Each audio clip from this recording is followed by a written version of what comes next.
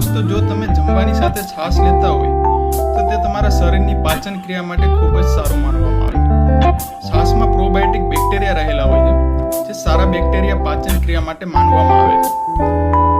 જેથી જો તમે છાશ જમવાની સાથે લ્યો છો તો તે ખૂબ ફાયદાકારક છે. પરંતુ તમે છાશની સાથે બે વસ્તુ એડ કરો, સંચળ અને જીરું, તો તે વધુ ફાયદાકારક રહેશે. કારણ કે સંચળ છે તે તમારા શરીરમાં ગેસ્ટ્રિમ નામનો હોર્મોન્સ ઉત્પન્ન કરે છે, જે તમારા પેટમાં રહેલા ગેસના બબલ છે તેને દૂર કરવાનું કામ કરે છે.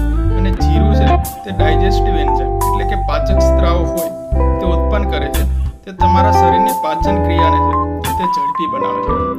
તેથી જો તમે છાશમાં સંચળ અને જીરું એડ કરી અને જમવાની સાથે લેશો તો તમારા શરીરની પાચન ક્રિયા છે તેમાં ખૂબ જ ફાયદાકારક રહે છે. જય હિન્દ દોસ્તો, ભારત માતા કી જય.